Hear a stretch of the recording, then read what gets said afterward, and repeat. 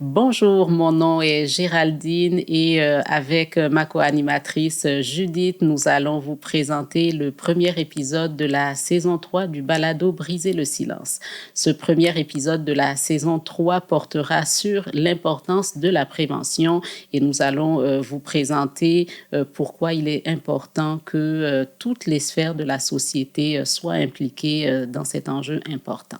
Bonne écoute! Notre balado aborde les violences sexuelles et leurs conséquences. Il peut aussi être question de traumatisme, de violence, de suicide, de consommation, d'automutilation et autres. Cet épisode s'adresse à un public averti.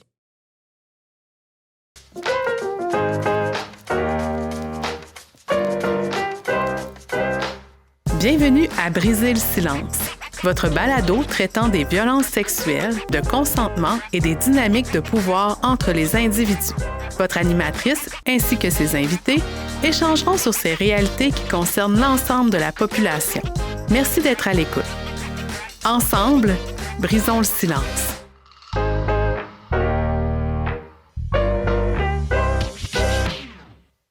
Bonjour, mon nom est Géraldine. Cet après-midi, je suis accompagnée de ma collègue Judith. Allô! Donc, nous sommes très heureuses de vous présenter le premier épisode de la 3e saison du balado Briser le silence autour de la prévention des agressions à caractère sexuel. Vous avez été habitués lors des 2 saisons précédentes à votre animatrice Juliette. Elle n'est pas là aujourd'hui, mais vous la reverrez de temps à autre lors de cette 3e saison comme co-animatrice. Donc, pour se présenter plus amplement, donc, je vous l'ai dit tantôt, mon nom c'est Géraldine Massoung. Je travaille chez Viol Secours depuis 2011 et je suis impliquée justement dans les activités de prévention et j'ai aussi le titre de responsable clinique. Donc, pour moi, la prévention, c'est vraiment quelque chose d'important. Puis, ma rencontre avec l'approche féministe, ça s'est fait durant mes études universitaires où déjà j'étais intéressée par la problématique des agressions sexuelles. Puis, à ce moment-là, j'ai découvert l'approche féministe comme étant justement une approche qui va prôner la reprise de pouvoir dans des contextes de violence. Donc, sinon, mon parcours universitaire, c'est que j'ai eu un baccalauréat en psychologie, puis par la suite, une maîtrise société et multiculture.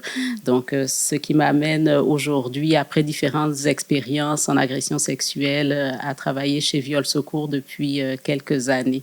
Je vais te laisser te présenter aussi, là, Judith. Oui, parfait. Ben moi, mon nom, c'est Judith Forget. Je suis à Viol Secours depuis quand même peu, là, depuis janvier 2025.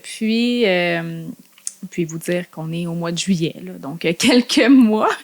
Aussi, ben c'est ça, avant, moi, j'ai travaillé dans un organisme qui faisait de la prévention à la violence faite aux enfants. Donc, on touchait vraiment là, toute forme de violence, dont la violence sexuelle. Puis c'est avec des enfants là, de 3 à 12 ans. L'organisme s'appelle Espace Région de Québec. Puis avant de rentrer à cet emploi-là, j'ai fait, moi, ma technique de travail social là, au Cégep de Sainte-Foy. Puis c'est vraiment là que le féminisme est apparu dans ma vie. J'avais des profs très, très militantes, très féministes. Puis je pense que c'est eux que j'ai le plus vibré avec, là, puis apprécié. Puis je suis vraiment heureuse. Là, même aussi, Espace, c'était un organisme féministe. D'ailleurs, sont nés des Calax, là, il y a de ça quelques années. Ça fait quand même plus de 50 ans que les Calax existent, là. Donc voilà, j'ai toujours eu l'approche féministe depuis que je suis sortie du cégep et depuis que je travaille là, en travail social, dans le domaine du moins. Puis là, je suis en train d'essayer de faire mon bac en travail social. Puis c'est correct pour l'instant. C'est On bon. va voir où ça mène. Parfait.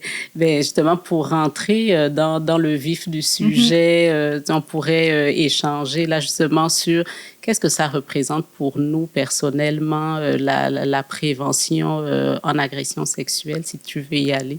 Ben oui, je peux commencer. Ben pour moi, ça vise vraiment une transformation sociale, là, un changement social de culture chez les gens. Puis, tu sais, on entend souvent, je l'ai juste en anglais, là, la quote, là, je ne sais pas si tu l'as en français, Géraldine, mais on entend souvent « vaut mieux prévenir que guérir ». Puis je pense que je le porte vraiment beaucoup aussi, là, parce que c'est en prévention justement qu'on va diminuer là, les risques d'agression et tout, puis sensibiliser la population. Fait que moi, c'est vraiment comme ça que je le vois. Toi, comment tu vois la prévention? Ben, moi, la prévention, je la vois comme une forme de reprise de pouvoir, dans le sens qu'on n'est plus en train de réparer quelque chose qui nous a surpris et qui nous a pris un peu au dépourvu. Mais la prévention, pour moi, c'est agir en amont.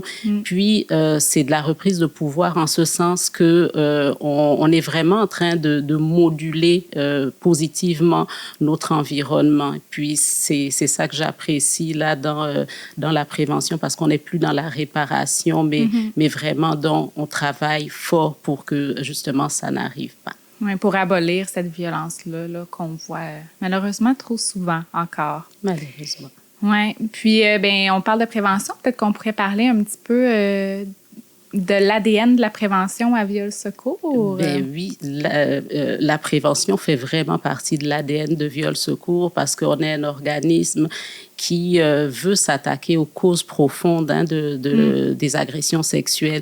On a parfois tendance à individualiser la question des agressions sexuelles, mais on sait que c'est une question sociale et il va falloir travailler là au niveau des mentalités, dans les représentations sociales pour éradiquer ce problème-là. Donc, c'est pour ça que Viol Secours, dans son mandat, dans ses activités régulières, a la prévention vraiment en première ligne. Et puis justement, là, on est contente de t'avoir. Là, Judith, tu es comme notre spécialiste maison en matière de prévention, justement, parce que c'est important. Faut changer là les mentalités. Je sais pas si tu voulais nous parler un petit peu là de justement les activités régulières de Viol Secours en matière de prévention, vers qui tu vas régulièrement, vers qui vous allez. Puis, c'est quoi les contenus un petit peu en matière de prévention? Ben oui, on fait beaucoup de choses quand même à Viol Secours. Là.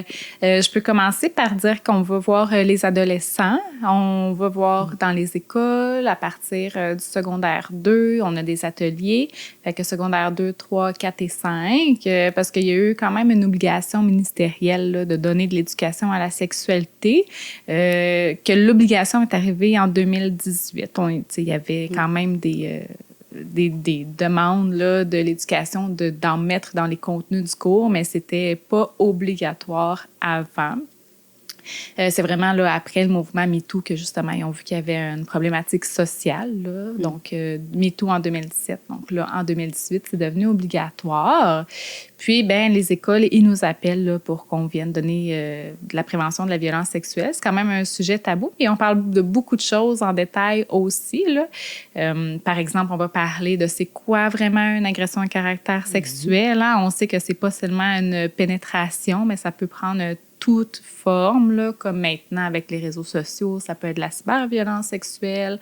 Il y en a plusieurs. Il y a le furtivage aussi, qui est le stilting en anglais. Il y a eu beaucoup, là. C'est ça. Ça peut prendre tellement de formes maintenant. Fait qu'on en parle. Des attouchements, des baisers, des caresses. Ça peut vraiment prendre plusieurs formes. Aussi sans contact. Hein? Ça peut être de voir, le voyeurisme, justement, l'exhibitionnisme. Bon, il y en a beaucoup.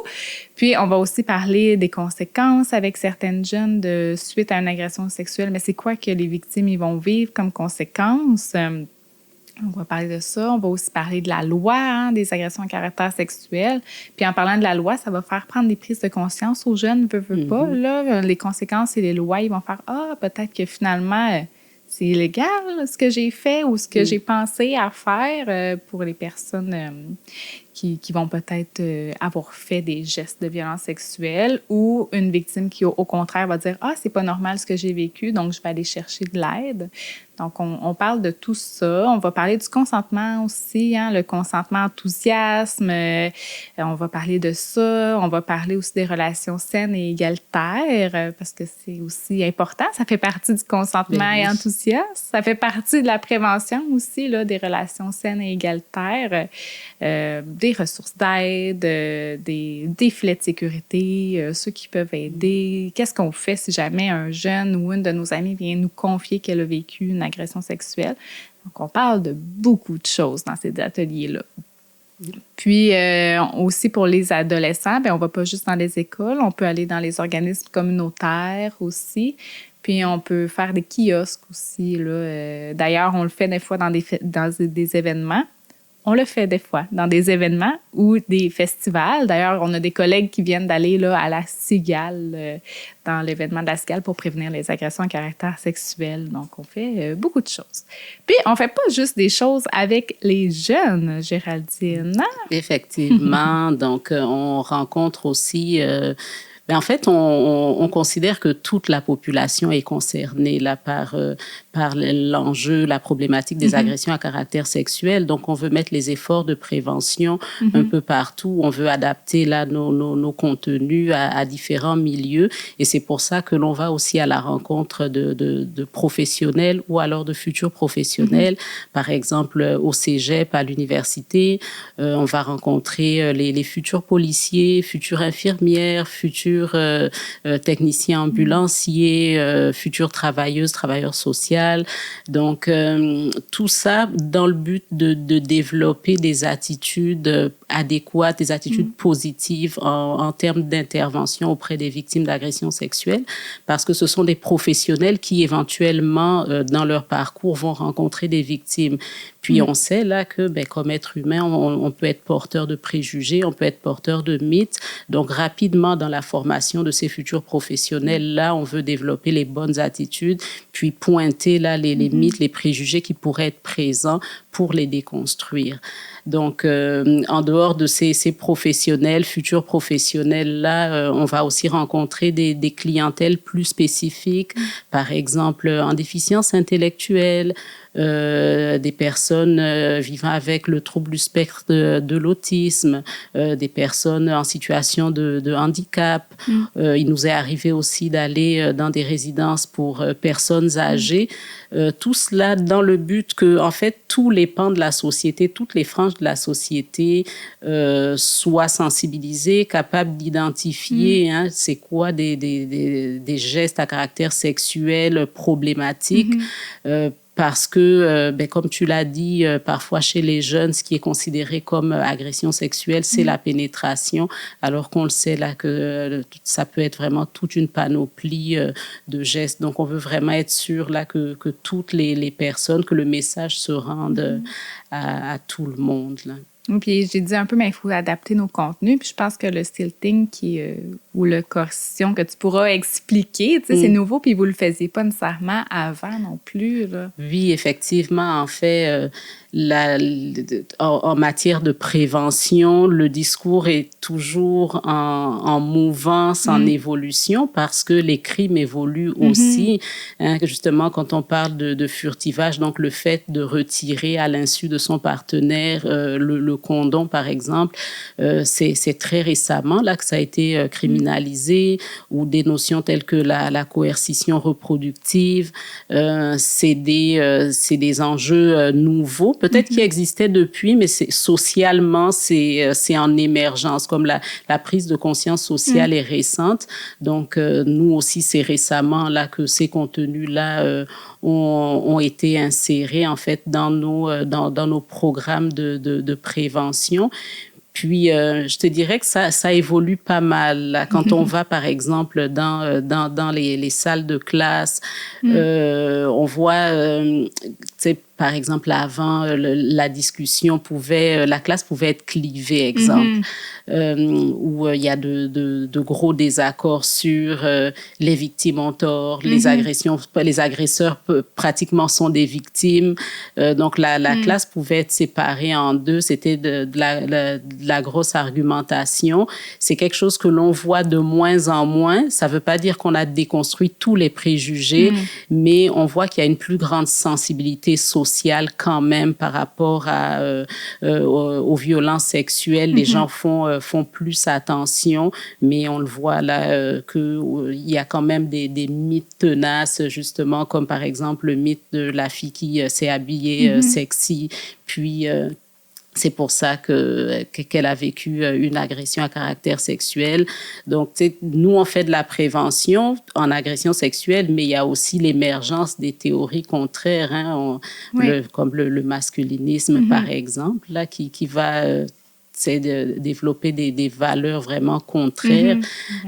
Donc, c'est sûr que c'est important de continuer ces efforts de prévention là pour comme contrebalancer avec ce discours-là qui se fait de plus en plus présent. Oui, je vais reparler du masculinisme. Puis les mythes, ben, tu sais, c'est sûr que c'est fou. C'est vrai que c'est plus un débat là, de moitié-moitié de la classe. Là. Tu sais, moi, quand je vais dans les classes, c'est pas ce que je vois. Mais j'entends quand même encore des mythes. Puis, tu sais, est-ce que c'est souvent seulement une ou deux personnes qui vont dire « Oui, mais madame, la personne, elle s'est habillée comme ça, c'est sûr qu'elle voulait ou elle a cherché finalement son agression, tu sais, elle savait que c'était attirant pour les hommes et tout, mais non, tu sais, mais c'est souvent une ou deux personnes de la classe qui vont oser le nommer. Est-ce que c'est porté par plus de personnes qui osent plus le nommer? Je sais pas. Ouais. Je l'entends pas, tu sais, mais oui, c'est encore là, ce mythe-là, puis on l'entend là aussi parfois. Puis un mythe qui est encore présent, c'est que les victimes créent de fausses histoires, créent de fausses accusations pour X, Y raison, pour se faire de l'argent, pour se rendre intéressante, etc. Mais on le sait, là, et puis on peut vous donner en référence le site Internet du regroupement québécois des CALAX. On sait qu'en agression sexuelle, comme pour tous les autres crimes, le pourcentage de fausses déclarations est de 2%. Donc, les agressions sexuelles ne se démarquent pas des autres crimes pour dire, mettons, il y a 50% de fausses accusations versus les autres crimes. Donc, c'est vraiment un mythe, là, de croire que des personnes inventent des situations d'agression sexuelle pour en tirer des bénéfices. Mais c'est quelque chose qui est quand même très présent. Et puis, socialement, on a comme toujours une suspicion là sur, peut-être qu'elle a eu tel comportement. Est-ce qu'elle a bien compris? Est-ce qu'elle a bien interprété? C'est comme si c'était difficile d'admettre que c'est vraiment arrivé. Je pense que c'est un mécanisme de protection sociale. Oui, je pense que oui, on veut comme pas, on veut taire ça. Mais c'est vrai, là, ça aussi, je l'entends souvent. D'ailleurs, je l'ai entendu cette semaine, là, comme, oui, mais comment on sait qu'elle dit la vérité, la victime, finalement, tu sais. Fait que oui, c'est encore porté, là, ou elle se venge, finalement, aussi, parce qu'elle l'aimait pas, cette personne-là. Ou ils se sont séparés, puis elle s'est vengée, puis... On l'entend encore quand même fréquemment. Puis là, tantôt, on a parlé des jeunes au niveau secondaire, des personnes adultes que l'on va rencontrer pour faire de la prévention. Mais parfois, on se fait demander aussi...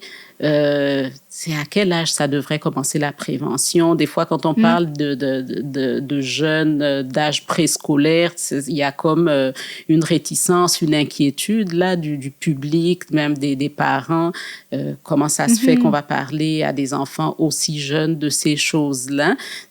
Tu as une expertise, tu as travaillé là-dedans, justement. Qu'est-ce que toi, t'en penses, là? Mais c'est vrai, des fois, on dirait qu'ils ont peur. Ils sont comme, ça va leur donner des idées, puis ils vont faire de la violence sexuelle après, là. Mais au contraire, tu sais, on peut vraiment parler de prévention à partir d'un tellement bas âge, là. À partir de 3 ans, moi, j'allais dans les écoles donner des ateliers de prévention. C'est sûr que c'est fait différemment, là. Je donnerai pas l'atelier du secondaire aux enfants de 3 3-5 ans, là, je pense que je les perdrais très longtemps. Mais, tu sais, ici, c'est plus visuel. Les mots seront adaptés aussi vraiment à leur niveau, là, à leur langage. Puis, tu sais, c'est rare, ça va être... Tu sais, souvent, c'est en 3 jours, c'est en gradation de la violence. Fait qu'au début, peut-être plus d'intimidation, après l'approche des personnes inconnues. Après, la 3e journée, ça va être la violence sexuelle. Puis on prend le temps aussi de faire un lien là, avec les enfants puis d'être en contact avec eux. Puis, tu sais, c'est vraiment que c'est imagé, tu sais, donc on utilise beaucoup d'outils, d'images. C'est vraiment comme ça que ça fonctionne plus avec les enfants, là, que ce soit un livre, des marionnettes, des photos. Puis vraiment de donner des exemples de bons, mauvais touchés, de bons, mauvais secrets aussi, puis de comment ils se sentent en dedans d'eux finalement. Il y a tout ça, il y a beaucoup de choses qu'on peut faire avec les jeunes enfants en prévention, là. Puis c'est des outils qui vont leur servir toute la vie à ces enfants-là, justement, la notion de consentement, les notions du respect des frontières interpersonnelles. Mon corps, c'est mon corps, le corps de l'autre lui appartient aussi. Puis des notions telles que nommer les parties du corps avec les vrais mots, les parties intimes, de telle sorte que si l'enfant vit quelque chose de problématique, ben, il va être capable de le rapporter aussi de façon plus précise que si, par exemple, les parties du corps ont toujours été présentées de façon taboue, de façon floue. Donc, il y a vraiment quelque chose de positif, de protecteur aussi là-dedans, le fait de faire de la prévention parce que, au moins, la violence n'est pas normalisée. On a déjà vu des situations où, mettons, des jeunes arrivaient à des âges quand même assez avancés, puis ils considéraient normal certains gestes sexuels très intrusifs de leur entourage. Ça parce que la violence était banalisée, n'a jamais été nommée. Donc, c'est vraiment important là de nommer la violence pour que si cela arrive, que les jeunes soient outillés et c'est loin de perturber ces jeunes-là. Le fait de faire de la prévention à un jeune âge aussi augmente le sentiment de sécurité. Hein, le sentiment qu'on a des outils, on sait à qui se référer si jamais quelque chose nous arrivait. Donc, ça vient baisser l'anxiété. Hein, c'est toute cette information-là qui est transmise aux jeunes. Ça fait voir qu'il y a des ressources, finalement, aussi, si moi, je vis de la violence, puis ça donne vraiment des prises de conscience aussi aux jeunes enfants, de comme, je me sens pas bien avec ce toucher-là, qu'est-ce que j'en fais? Tu sais, maintenant, je sais qu'il y a des ressources, que je peux en parler à un adulte autour de moi, une personne de confiance. Puis, tu sais, c'est important aussi en prévention de faire une approche systémique aussi pour que, justement, tout le monde sache un peu comment réagir en cas de confidence ou c'est quoi les démarches à faire par la suite. Donc, vraiment d'intervenir avec, tu sais, tout le milieu, là, finalement. Donc, les parents, les adultes, le système, c'est vraiment aidant. Puis ça, justement, le filet de sécurité, il y a un moins de trous dedans quand on intervient de façon systémique, là.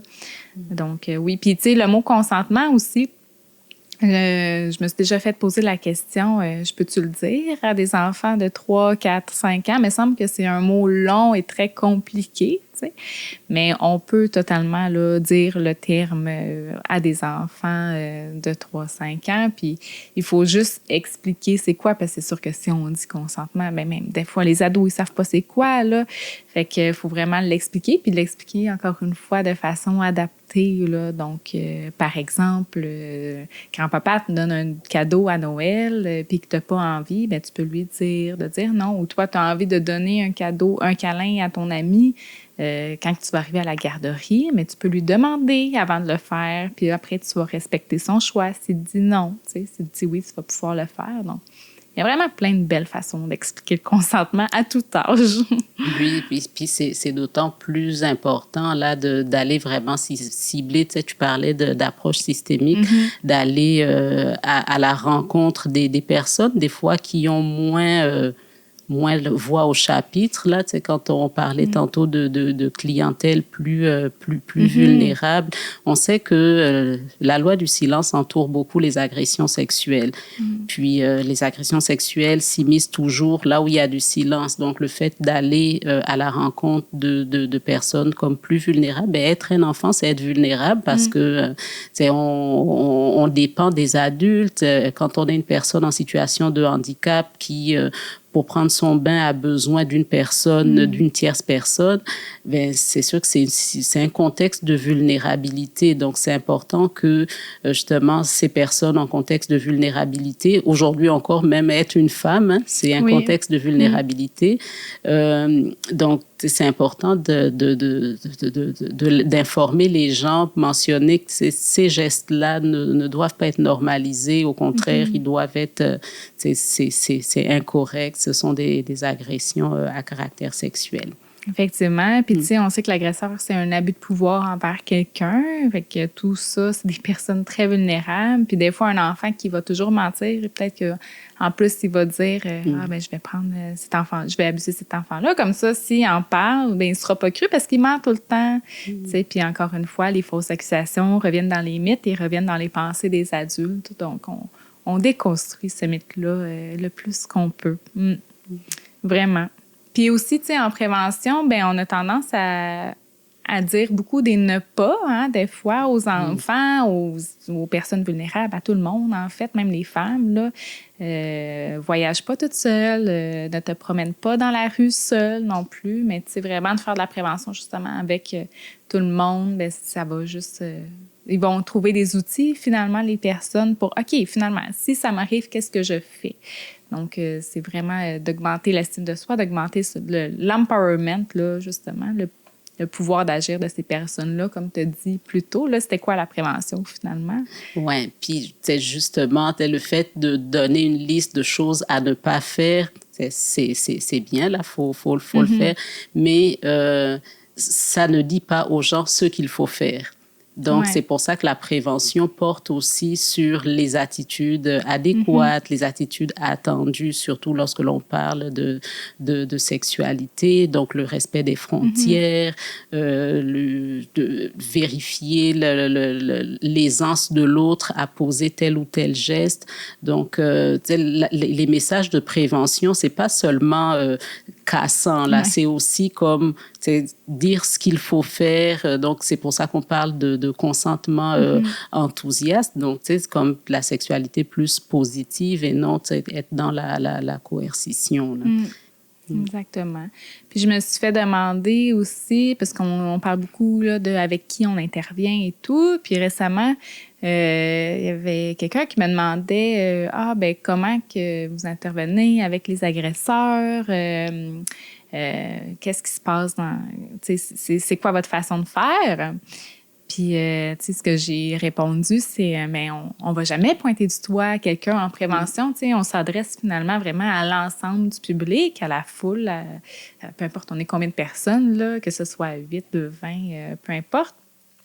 Puis, on va vraiment s'adresser à eux. On va jamais pointer la victime, on va jamais pointer l'agresseur, tu sais, au contraire. Puis, dans les messages de prévention, mais on s'adresse aussi aux agresseurs, vraiment, tu sais, juste en développant une capacité critique à faire « Ah, ça marche pas finalement ça » ou « Ah, je pourrais avoir des conséquences légales aussi ».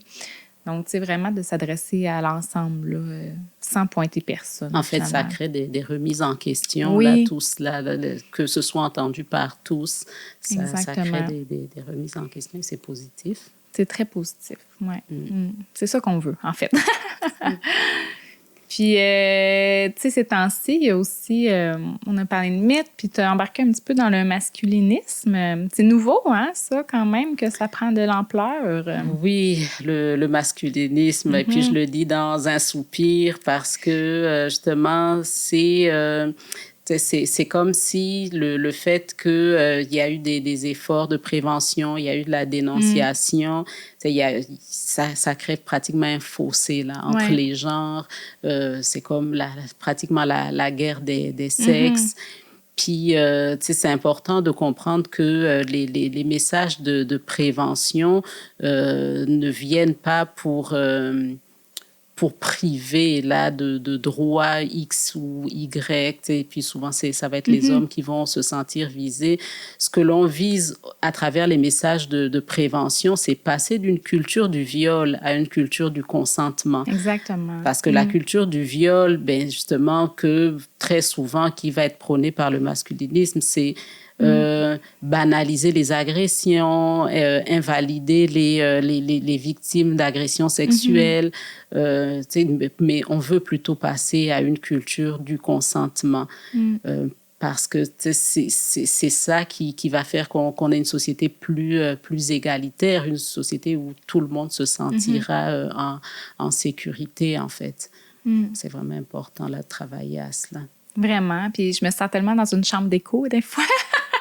Parce que, tu sais, on parle de stéréotypes, de genre, puis tout, puis qu'il y a encore, justement, que c'est encore prôné, la culture du viol. Mais moi, j'étais comme, non, ça change. C'est rendu la culture du consentement. Mais non, là, j'ai regardé un vidéoclip la dernière fois, puis il y avait encore de la culture du viol dedans. Puis c'était récent comme vidéoclip aussi. Donc, non, il faut continuer la prévention. Oui, c'est très présent à travers la publicité. On voit la marchandisation du corps de la femme. Des fois, pour vendre un parfum ou pour vendre une auto, juste une auto, puis c'est un corps de femme dénudé, un corps de femme attaché. Puis à travers tout ça, il y a une forte banalisation de la violence faite aux femmes. Parce que l'image, mettons, d'une femme attachée, d'une femme qui se ferait tirer les cheveux, si on la sort du contexte de la revue publicitaire, tout le monde s'indignerait. C'est quoi ça? Qui traite les femmes comme ça? Mais c'est comme si à côté d'une auto que l'on veut vendre ou d'un parfum ou peu importe l'article, c'est plus accepté. Donc, on érotise la violence, on la banalise. Et ça, c'est sûr que ça rentre dans nos représentations collectives. On devient de plus en plus perméable là, à cette banalisation. Puis, mais c'est important de sonner quand même l'alarme pour dire... on parle de violence, ça se pourrait que des personnes ont vécu ces gestes-là d'être attachées, avoir les cheveux tirés dans des contextes de violence proprement déclarée.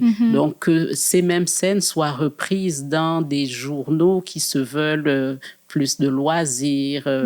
C'est comme, on se dit, OK, au niveau, faut que socialement on se pose les bonnes questions et puis continuer de développer justement, comme tu disais, notre sens critique par rapport à justement la marchandisation du corps de la femme, c'est tout ce capitalisme-là qui se met en place autour du corps de la femme, des représentations aussi des femmes. Puis justement, en parlant justement de représentation, de société, justement, tous ces messages de prévention-là, c'est pourquoi c'est important de continuer à les... c'est parce qu'on se dit, bon, ben Judith, Géraldine, c'est bien beau, vous nous parlez de prévention, mais c'est quoi... Pourquoi c'est si important pour vous? Là, vous nous en parlez pendant de longues minutes, mais pourquoi c'est si important aujourd'hui, encore en 2025, là, d'en parler? Puis, ce que moi, j'aimerais juste dire, c'est que les agressions sexuelles, c'est grave. C'est un phénomène... qui n'est pas banal. C'est très grave, tant sur le plan individuel que sur le plan social. Sur le plan individuel, viol secours au quotidien, on rencontre des adolescentes, des femmes adultes qui ont vécu des agressions à caractère sexuel. On voit le lot de conséquences qu'elles vivent sur leur vie, sur leur trajectoire de vie. Il y a des femmes qui renoncent à des carrières, à des loisirs, à des sports parce qu'elles ont vécu des agressions sexuelles. Les conséquences peuvent se vivre sur le plan de leurs émotions, sur le plan de leur image de soi, l'image corporelle. Donc, c'est vraiment important là qu'on prenne conscience que un événement d'agression sexuelle dans un parcours de vie, ce n'est pas anodin. Au contraire, ça peut laisser des conséquences importantes. Je pense à tous les arrêts de travail, à tous les décrochages scolaires qui sont consécutifs aux agressions sexuelles. Ça, c'est épouvantable là, que les femmes vivent de telles choses. Puis, sur le plan social, on n'est pas épargné. On a tendance à peut-être individualiser le phénomène, dire ben, les agressions sexuelles, c'est... mettons, c'est l'affaire de X madame, X monsieur. Mais non, socialement, ça nous touche tous, que l'on ait été victime ou pas. Parce que lorsque l'on parle d'agression sexuelle, par exemple, aux nouvelles le soir, ben moi, comme citoyen, ça me renvoie à l'idée que je vis dans un environnement qui n'est pas sécuritaire. Puis ça me fait prendre des dispositions, ça me fait élever mes enfants de telle ou telle façon. Fais attention, ça pourrait arriver. Donc, socialement, là, il y a la phrase féministe célèbre, là, le privé est politique. Ben, c'est vraiment important là, que l'on considère que ce n'est pas une problématique individuelle parce que si nos institutions, si nos ressources peinent à répondre positivement à cet enjeu-là, c'est qu'il y a quelque chose à faire, il y a une mobilisation là à avoir dans le lien avec ça. Oui, il y a vraiment une mobilisation à avoir. Puis avec le MeToo, il y en a quand même eu une, là, mais c'est ça où tu dis, il y a quand même eu un fossé qui s'est creusé. On dirait que les hommes, en tout cas, beaucoup d'agresseurs étaient les hommes là, à ce moment-là, puis les victimes étaient les femmes. Puis on dirait qu'ils pensaient que le féminisme était de la misandrie, là, qu'on était comme, toutes les femmes haïssent les hommes, puis ça s'est comme accumulé comme ça aussi. Puis là, il y a d'autres problématiques sociales qui découlent de ça, donc le masculinisme. Puis là, il y a la manosphère aussi de tout ça. La manosphère, c'est justement là, les garçons, les hommes entre eux qui vont se rencontrer, puis encore une fois, épouvantable, là, mais des fois qui vont prôner les violences sexuelles ou les violences envers les femmes, puis qui vont se donner même des défis parfois là, dans le dark web. Donc, c'est pas... c'est vraiment inquiétant, puis c'est un enjeu social qu'il faut vraiment prendre en compte. Puis, il y a d'ailleurs, il y a la série Adolescence là, qui en parle un petit peu de ça. Puis, il y a aussi un film québécois qui s'appelle Sophie Grizzly Lucie, je crois. Ou le contraire. Non, c'est le contraire. C'est Lucie Grizzly Sophie qui en parle aussi. Puis c'est inquiétant. Puis je pense que c'est vraiment un bon film puis une bonne série où on peut vraiment prendre conscience de « OK, là, c'est là ». Puis en plus, à adolescence, ça a été fait parce qu'il y a une augmentation des violences là, des jeunes envers les autres personnes. Donc, les jeunes font plus de crimes. Donc, ça aussi, c'est inquiétant quand même. Puis, on le voit aussi, les statistiques. Bien, moi, je pensais qu'après MeToo, tout était beau, là, que la conscience collective, c'était réglé. On faisait un check. La société fait un check, tu sais. Mais finalement, tu sais, on a vu récemment dans les statistiques que les agresseurs, tu sais, le nombre d'agresseurs mineurs a augmenté. Bon, on peut se questionner aussi, est-ce que c'est parce qu'il y a plus de dénonciations ou c'est parce que c'est vraiment une augmentation, là? Mais on peut vraiment se questionner entre les deux. Moi, je pense que c'est peut-être un mix des deux. Certainement. Puis si jamais il y en a qui ont encore le sentiment que la prévention s'est dépassée puis qu'on n'en a plus besoin en 2025, mais les chiffres nous disent le contraire. C'est quand même encore au Québec, au Canada, une femme sur 3, puis un homme sur 6. C'est énorme, puis là. C'est inacceptable. Une agression, c'est une agression de trop. Ouais. Puis en plus, c'est les chiffres qu'on voit tangiblement, mais on sait que ça peut être plus, là. Tu sais, il y a 6% de la population qui vont dénoncer leur agression sexuelle à la police à chaque année. En tout cas, quand on pense aux chiffres, on pourrait penser que c'est plus, là. Oui, on sait qu'il y a un gros tabou autour des agressions sexuelles. Donc, même si les gens complètent des sondages anonymes ou peu importe la méthode utilisée, il y a forcément un certain pourcentage là, de situations qui ne sont pas dévoilées. Puis un sondage ne touche pas 100% de la population. Non. C'est toujours un échantillon. Donc, On le sait là que c'est une réalité, cet enjeu-là. Ça représente des chiffres faramineux. Donc, il faut continuer à faire des efforts en matière de prévention. Vraiment, c'est important. C'est vraiment important.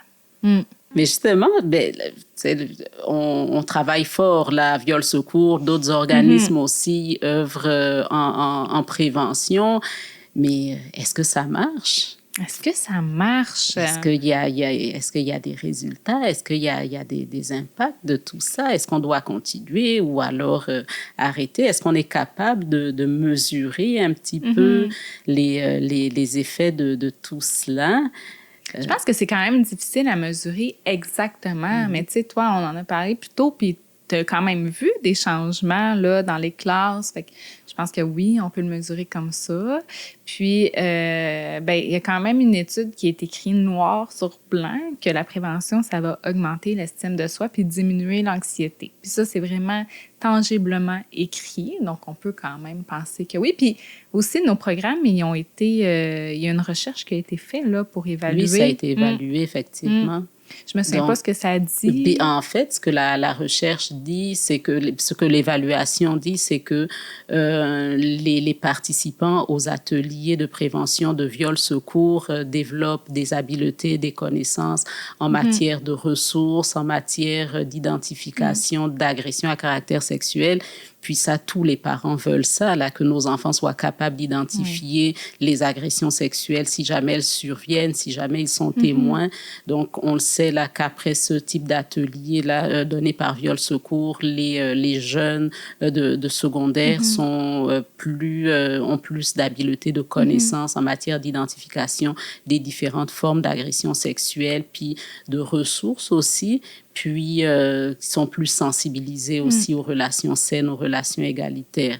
Donc, ça, c'est vraiment un plus, là. C'est comme un peu une récompense, là, pour nous. On se dit, OK, tu sais, le message passe. On est consciente, là, que les efforts ne doivent pas être relâchés, un peu comme on se disait. Hein. Il y a des enjeux qui émergent, la société. Le financement, le gouvernement, il y a beaucoup de choses. Puis, des fois, c'est quelque chose qu'on a tendance à mettre de côté un petit peu, justement, en se disant que c'est fait.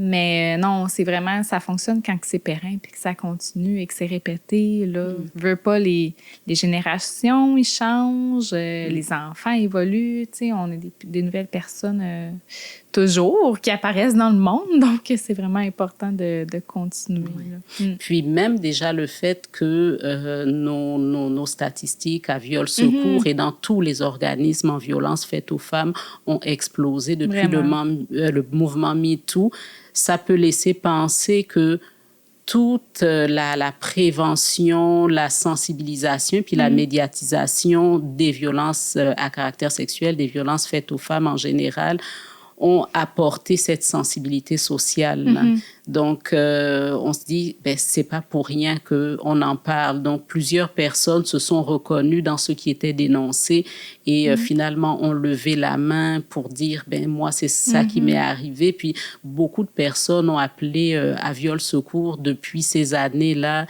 en disant, moi, ça fait 25 ans, ça fait 30 ans que c'est arrivé. Donc, peut-être les personnes en souffraient, mais ne ciblaient pas réellement d'où venait leur souffrance. Mais le fait que l'on en ait parlé, ça fait qu'aujourd'hui, elles peuvent mettre des mots sur ce qui leur est arrivé. C'était des agressions sexuelles. Donc, l'augmentation du nombre de dénonciations, du nombre de demandes de services aussi nous laisse croire que les efforts de prévention sont positifs parce que ça sort les gens du silence. Oui, effectivement. Puis des fois, dans le passé, en tout cas, il y a plusieurs années, c'était normal, là, aussi, tu sais. Puis le viol conjugal, c'était pas reconnu comme une agression sexuelle non plus.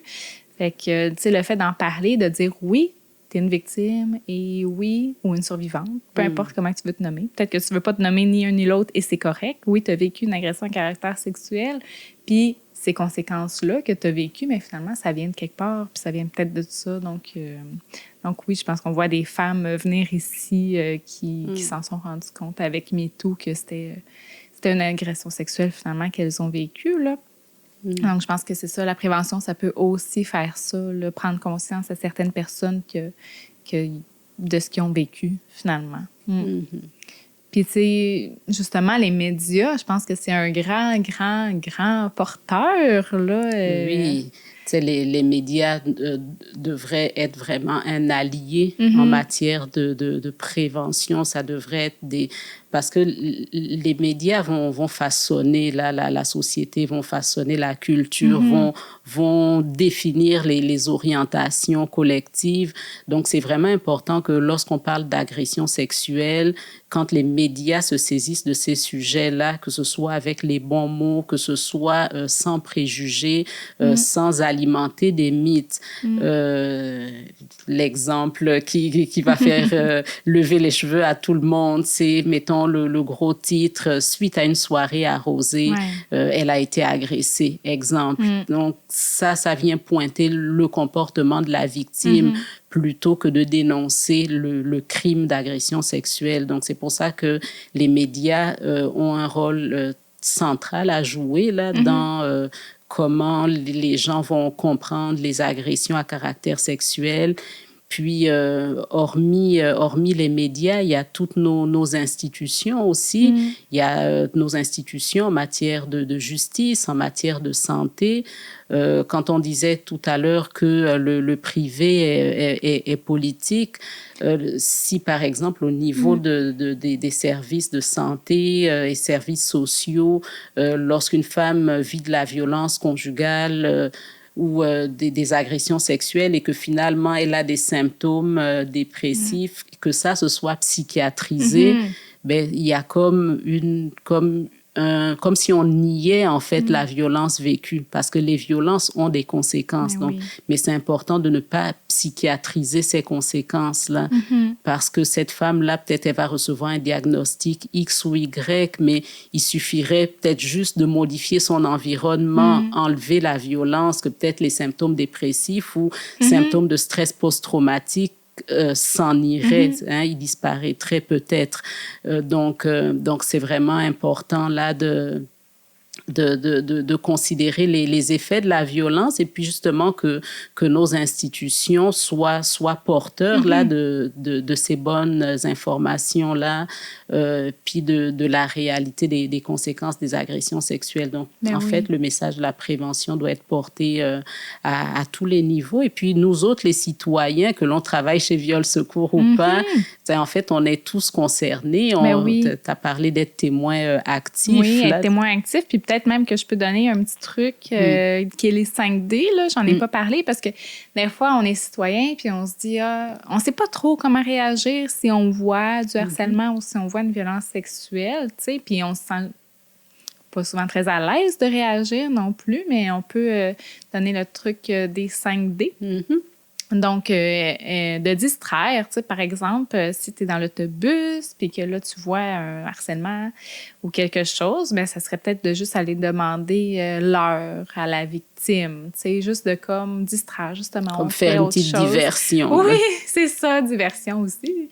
Fait que, exactement.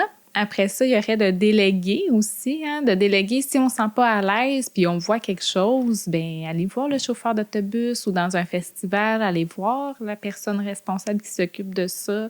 S'il y a un policier, la même chose. Donc, si on ne se sent pas à l'aise puis on le sait, juste se déléguer à quelqu'un de responsable à ce sujet. On peut documenter aussi, on peut écrire ce qui se passe. Mais on peut filmer. Mais là, il y a comme une loi qui embarque quand on filme des choses. On peut juste filmer quand c'est dans un endroit public. Mais après, si on partage le vidéo, bien là, ça devient illégal parce que ça revictimise la victime puis on veut vraiment pas ça. Là. Elle a déjà vécu quelque chose qu'elle n'a pas aimé. On n'a pas envie qu'elle le revive, qu'elle le voie puis que ça se fasse partager sans son consentement en plus. Là. C'est plus que si jamais il va y avoir une plainte aux autorités, bien, il va avoir quand même de la documentation puis une vidéo qui va faire qu'il y a des preuves sur ce qui s'est passé. Mais quand même ça, il faut respecter ça. On peut diriger aussi la personne justement vers des ressources qu'on connaît, par exemple, ou vers des autorités et tout. Puis dialoguer, hein, pas dans n'importe quelle situation, parce qu'on veut pas se mettre en danger, mais tu sais, de prendre position contre les violences sexuelles, donc de dire non, moi je suis pas d'accord et tout, tu sais, on peut le faire. Tu sais, je dis pas si c'est dans une rue, dans une ruelle, tard le soir, avec quelqu'un avec un couteau, tu sais, peut-être que je m'approcherai pas de la personne puis que je dialoguerai pas, là. Je vais plus aller voir les autorités.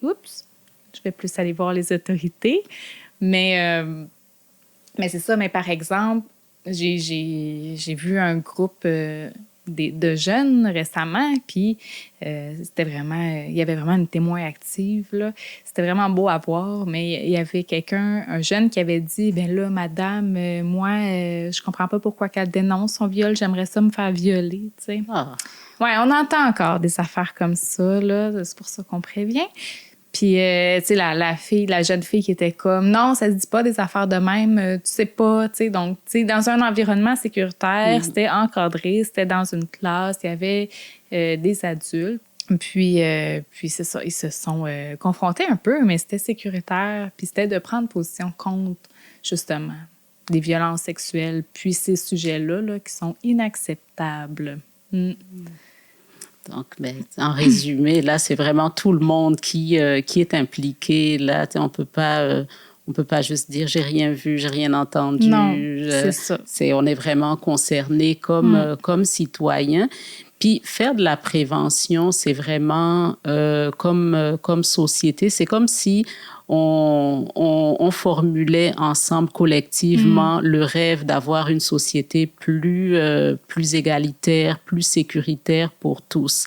Donc la prévention, c'est aussi ça. Là, c'est comme écrire notre histoire future comme société de voici l'idéal, le modèle auquel on aspire. Donc, on espère que tous ces propos-là vous auront inspiré de belles réflexions. Vraiment. J'aime ça, ce qu'on dit. On dirait qu'on est des poètes. Oui, hein? Mais oui, merci. Puis oui, on souhaite que ça va vous avoir plu quand même, notre discussion, puis qu'on va avoir sensibilisé à la prévention. C'est l'important. Si vous voulez poursuivre là les discussions, voir les ressources qui nous ont inspirés, dans la biodescription, vous pourrez retrouver tout ça. Puis, merci pour votre écoute. Merci, Judith. Merci, Géraldine.